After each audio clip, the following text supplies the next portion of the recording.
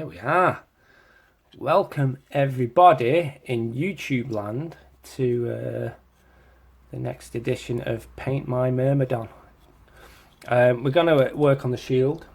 Yeah, I've got to be careful not to wobble the table, don't I? We're going to work on the shield, which is pretty much a repeat of what we did for the spear, but this time we've got this gold trim to think about as well. Alright, so there we go. What colours have I got? Colours I have got Balthazar Gold, Gunmetal, Agrax, Night Lords, Retributor Armour, Model Air, Silver or Chrome. Silver this one is. I've got both, I can't really tell the difference if I'm honest. And I've tried to tell the difference as well. Okay, let's move me brew away from me water cup, because that would suck. Right, so you can see the shield's already base coated. I've done enough base coating in this series for you to already know how to do that. And if you've got any questions on base coating, then you're going to find it in one of my other videos. So what we're going to do is we're going to create a shade all over this model. Now, because the spirit of this project is not to do an amazing paint job and do the best I possibly can.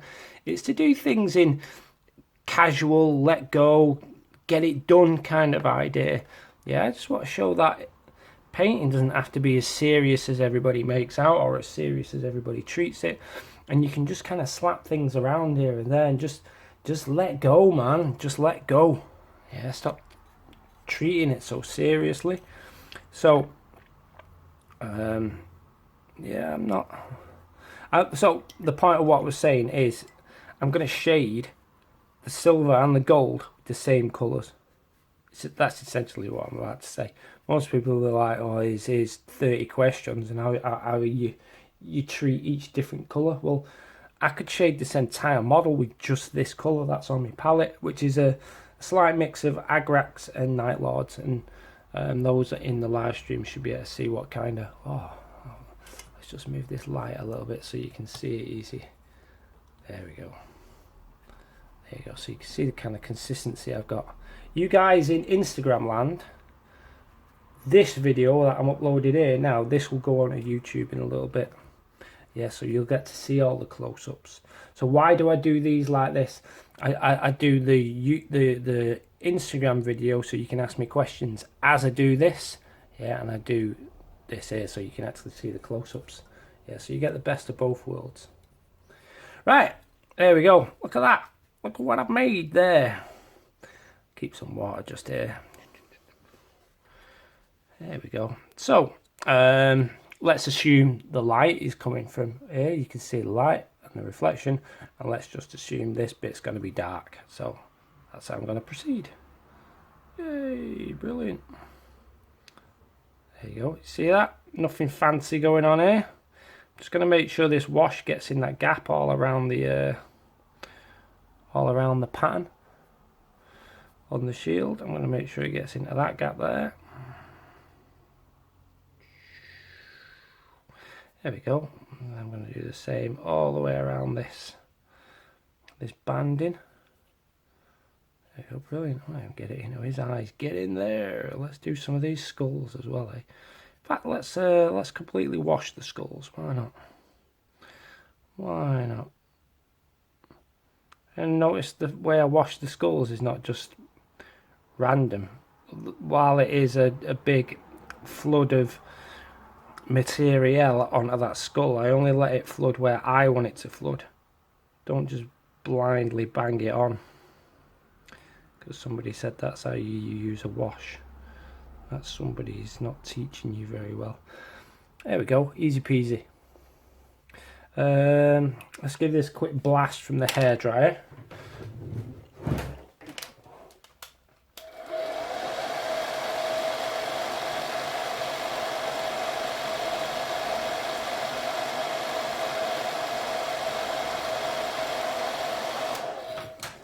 There we go. There's that. Oops, there's that. So I'm going to repeat this process again in a second. While it's just finishing up drying, let's see what y'all have got to say. Big Chinese Sneeze, that's a top name. You can't see the minute, you're doing something wrong.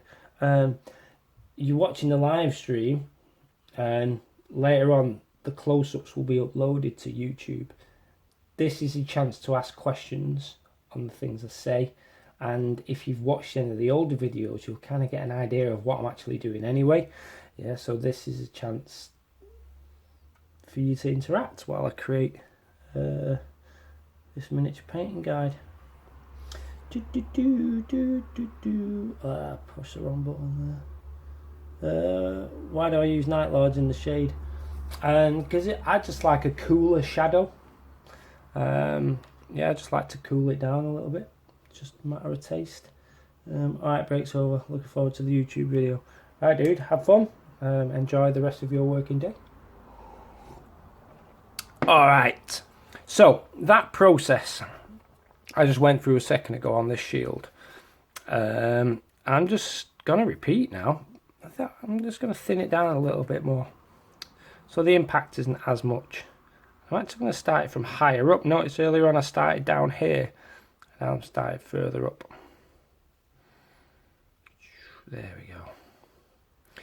Just kind of slap it along. Notice again that I'm not being that fussy. Not yet anyway.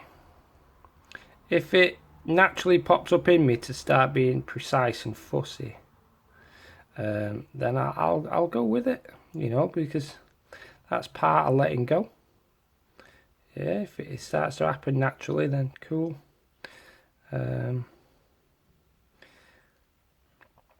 Now, if it's part of a miniature painting deadline for a summer professional, then you've got to be a little bit more conscious of yourself, and you've got to get a grip, haven't you? But that ain't what this is. Alright, cool, quite like that. I don't know if I should go darker, or maybe I should save it for lighter, but it's pretty good. Let's give it another blast.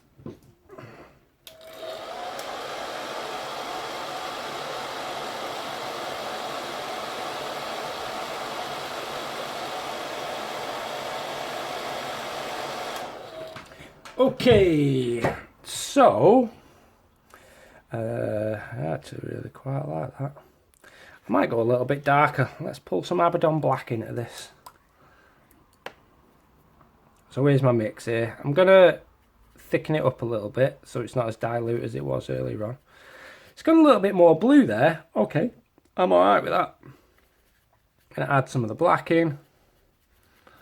There we go, a little bit more water. Shall I go browner? A little bit.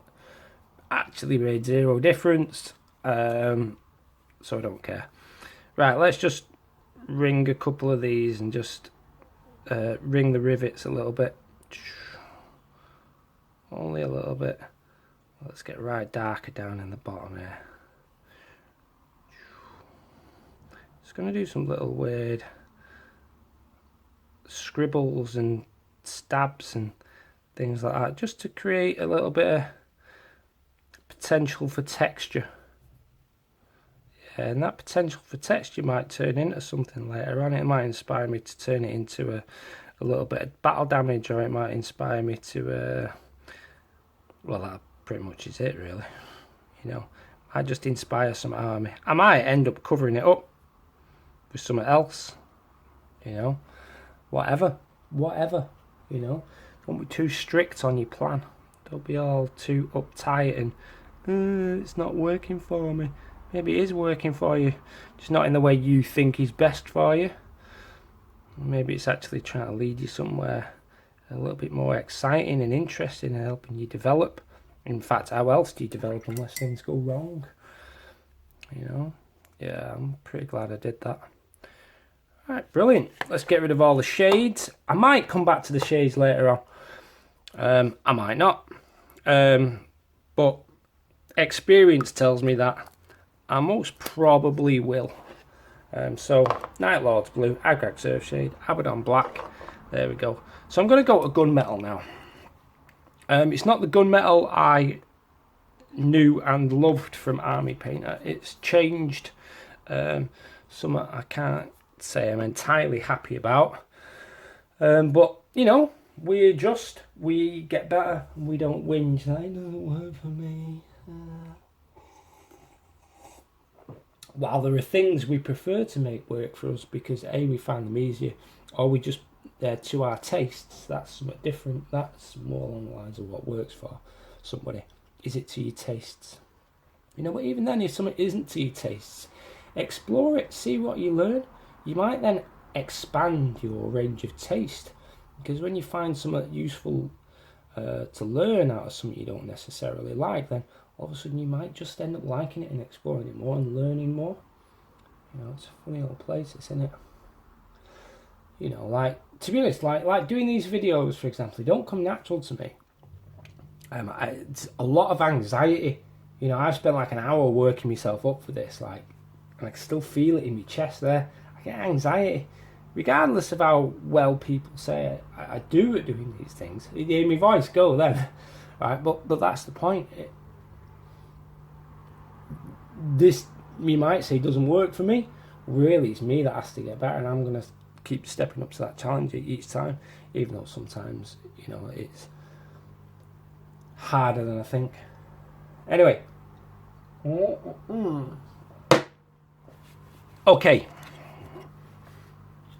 Got a bit of this paint. Let's wang it in there, why not, eh? Just to see. So here, basically, the wash that's on my palette, let's angle you down a bit. There we go. So the wash that was on my palette there, here's the metallic paint straight out the pot. Here's the wash from the palette, and it's kind of like I've got a range of consistencies and colours now to choose from. You can see it's constantly flowing and moving, and this isn't constantly flowing and moving, so that's what informs my consistency. So up here I'm going to want shinier. This is looking like it's going to be darker, so I'm just going to stay choosing paint from this upper area here. Okay, let's start slinging paint in there, and I'm just kind of going to, again, randomly whiz it on. Because this shield has actually got a little bit of texture in it, a little bit of battle damage. And some of those random movements I made earlier on with the shade stage, some of those, you know, some of them might be a bit too big, it might be a bit too small, might be a bit too crude, might not be in the right place, or whatever judgment I decide to put on them. And right now I can take this paint here, and I can start to adjust some of it. So if I think, see this little blob here, it looks a little bit too big, so alright, I'm just going to kind of cut it in half, and this one looks like it just needs a highlight underneath it, so now I'm going to highlight underneath it. Same with that one. There we go. You see, so just letting some random things happen. And I say random, it's part random, part control, yeah? It's more of a letting go, an allowance, yeah? Allow everything to happen, and then remove the things you don't like, as opposed to try and avoid mistakes. Nah, just make loads of mistakes. Keep the ones that look like they look cool. There's a load of water running down my window. My neighbours are jet washing something. Can you hear it? There we go. Cool. Alright, that's pretty straightforward, that. Quite like that. Okay, so Balthazar Gold. Kind of gonna do the same on the gold if my gold paint didn't. Ah, there we go. Didn't look like that. There we go. So, gold. Up at the top here, I'm going to let it be a lot heavier. A quick edge around there. Don't mind the edge being on this.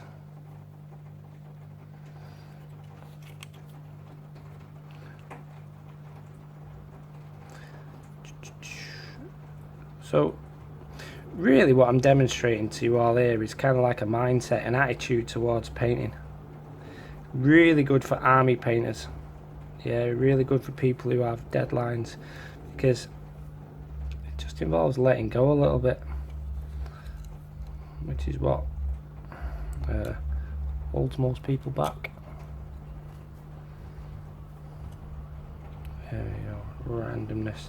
Now what happens if I do a little bit too much down below here?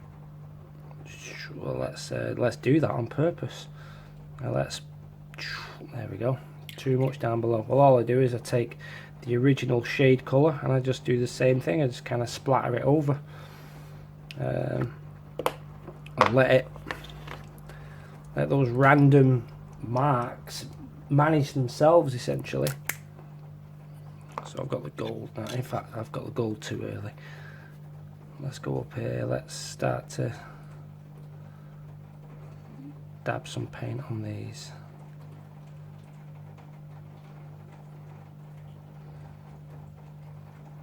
There we go. See, not being too fussy.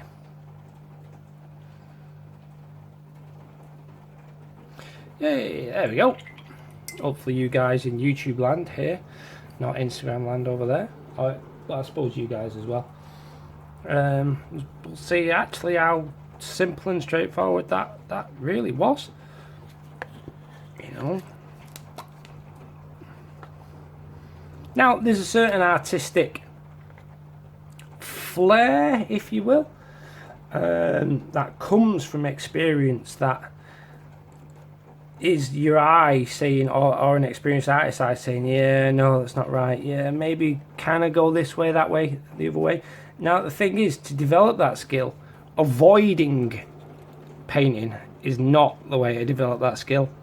You've got to get in and you've got to make all the mistakes, and then you'll start to learn that, alright, which mistakes get you the good results. Which might sound like a crazy thing to say, but it's pretty much right, especially when it comes to weathering and things like that. You've got to learn to let go when it comes to weathering. Right, okay, yeah, liking this a lot. Let's see if we can get up close for you guys. There we go. It's not there. Not the greatest focus for you lot, but it just doesn't focus on Instagram, you know, but at least I can interact with you. Alright, there's all that lovely jubbly. So I'm just kind of going to bounce backwards and forwards with this process. That's very yellow, that, isn't it? You can see how yellow Retributor armor is. So I'm just going to add a little bit of that to it. Not necessarily to dull the colour down, but just to thin it down. There's a little bit of water in it. Because if I use this slightly see-through, then it won't look as yellow when I actually get it onto the model. Yeah, why is that? Because the colour beneath will show through. Make sure I get this edge all the way around.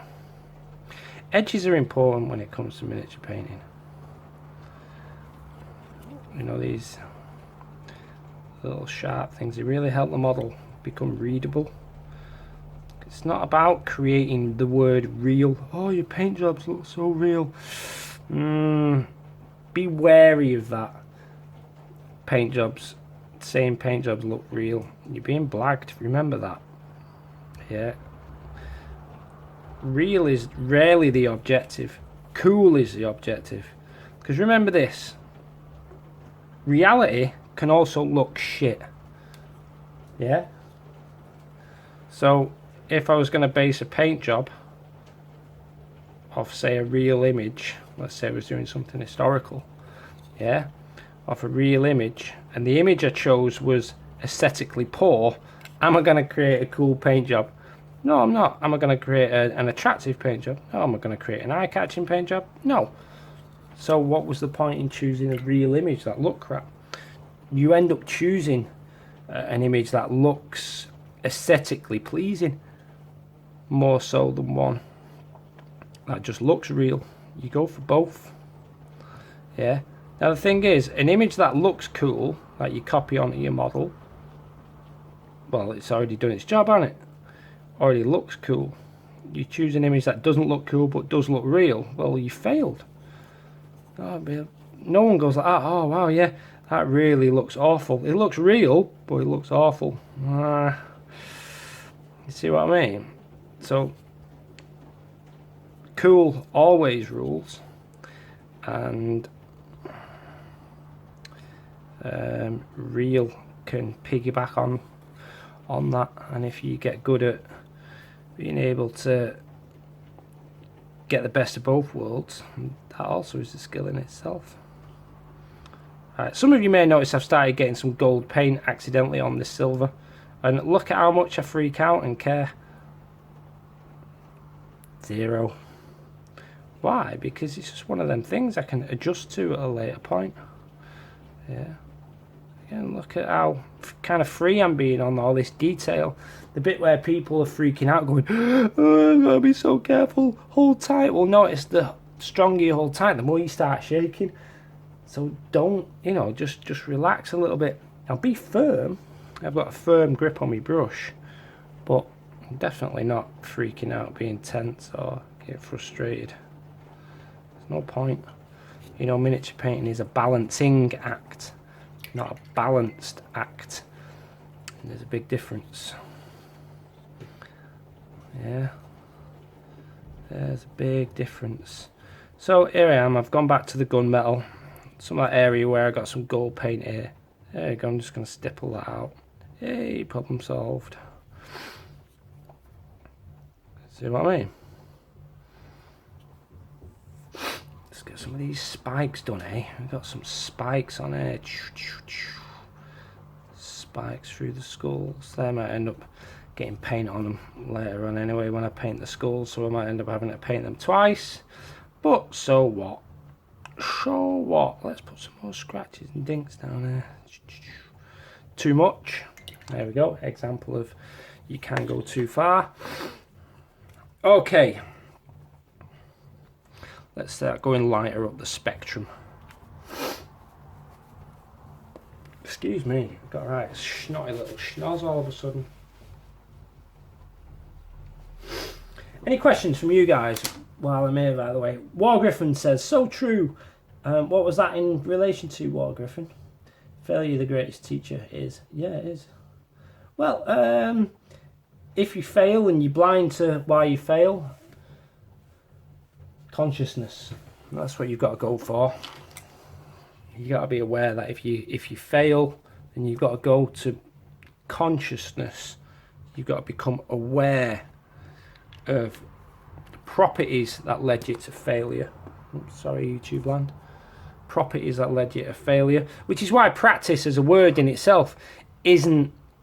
Practice is an ill-used word now. Practice. If you don't know what you're practicing, how do you know it's good for you? Yeah, so you've got to practice deliberate things. Well, if you're not educated enough to know what is and isn't worth practicing and what you need to eliminate, then you're in for a very random journey in your development, which is why I suppose you need people like me around. All right, okay, stabby, stabby, stabby, painty, painty, painty.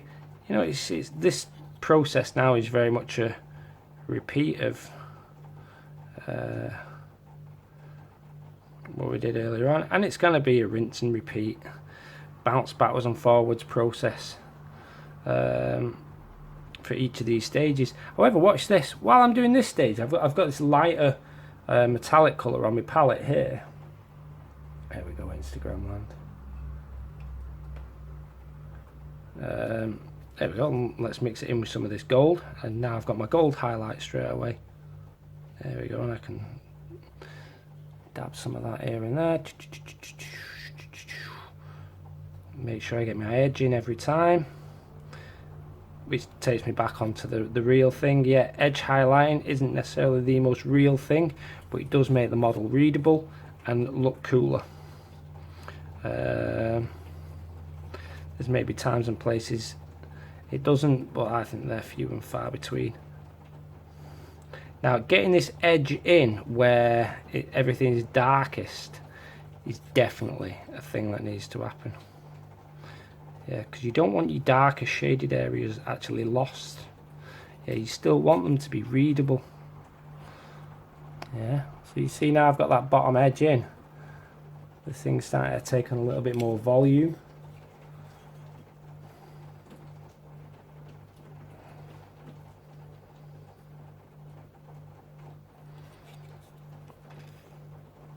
Brilliant. Whoops. Nearly dropped the thing. Wonder what I should do with this model when I finished it. Should I give it away? Or should I auction it off?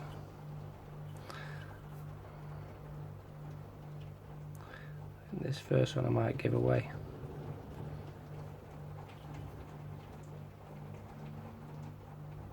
How should I give it away, I wonder? How indeed! Look, you see here, right? I've just started highlighting some of the silver bits with the gold highlight I had. You know, does anyone really notice or gonna care? Here I just made a mistake, so wet brush. So just rinse that out. There we go. You get to see how I deal with mistakes in this video now, you guys. Brilliant. Okay, so I'm almost nearly done with this thing. Pure silver.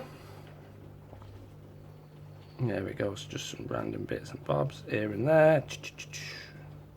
Slash down there, slash down there. Do that. Yeah, I'm almost done. Don't think it needs more fuss than it's had.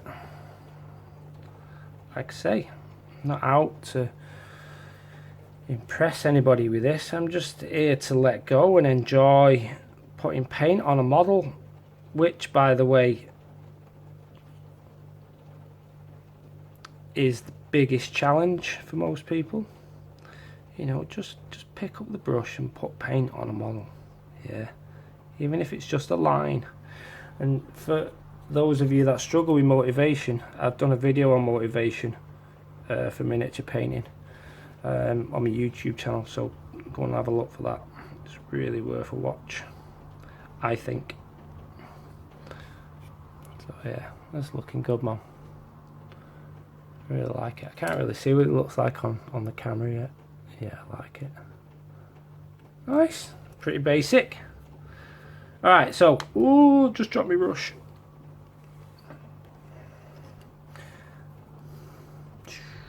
Right, let's get this highlight around this a little bit better.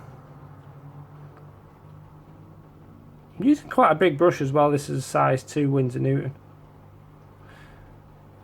which is quickly becoming my favourite brush.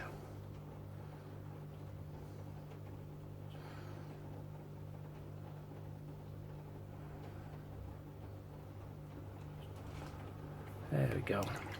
Right, and I think last but not least, I'm going to go back in with the shade.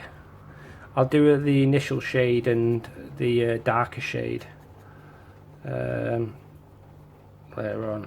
So I don't know if you can see there in this video. Yeah, you can. There's a little light patch at the end of that. You can see it. Yeah, where this I've either put metallic paint in there, or I just missed with the dark shade earlier on. All that stuff has to go. So I'm basically going to create a really dilute mix of paint. Call it glaze, call it what you want. It's dilute mix of paint that I used for the shade earlier on, and this is going to go almost all over everything. This is just to do what I call flattening the image, and then I'll go back with some of the highlights. There we go. It's not necessarily meant to colour. This is more about flattening the finish. There we go.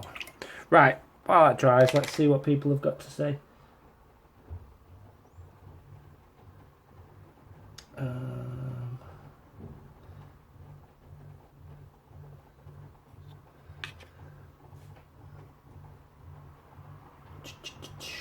Council 13, is the choice of true metals in this job a reflection of the approach to this job, not a display model? Oh, I just wanted to do true metal metallics with it. It's as simple as that, really. You know, non-metal metallics, true metal metallics, they're both as hard as each other. It's just your mindset that makes it difficult, or your education, should I say. And if you're taught that non-metals is harder, you'll treat it as harder, and you'll only be intimidated by it. And if you're taught that it's actually really straightforward, then you'll treat it as really straightforward. Most of us are taught that non-metal metallics are really true metal metallics are the straightforward, easy way, so we treat them as straightforward and easy, and it's actually just a giant blag. I just want to do true mets, so yeah, simple as that. I know you do a lot of non-mets. I'm interested to know when I choose. Yeah, it's a spontaneous decision. Some models just look cool in non-mets. Some models are an interesting challenge for non-mets. To me, you know, it's all a challenge. But the point is other than the colours you choose, true or non-mets, what's the difference in what you do with the paint? Do you still shade in the areas where shadow is needed? Yeah. Do you still highlight in the areas where highlights are needed? Yeah. Do you still put flat colour in the area where flat colour is needed? Yeah. Do you still blend where blends are needed? Yeah. Do you still use sharp lines and harsh transitions where those are needed? Yeah. So what's the difference between true mets and non-mets if all those things are the same? That's right. Anyway, you love true metals mainly because you're a longer beard and it's what you grew up with stylistically. You say that. Now, I grew up I'm 42, right, and I grew up with non-mets before the term non-mets was a thing.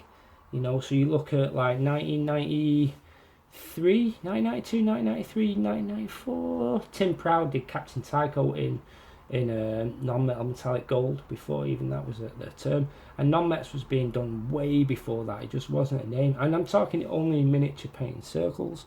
You know, so it's always been around. And those paint jobs always inspired me.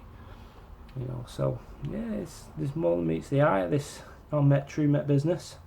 Right, one last thing. You have a great way to break things down, Tommy, to common sense. Oh, thank you. Yeah, I do try. There's too much mumbo jumbo going on, and while I do like to waffle, and I might get a little bit esoteric in some areas,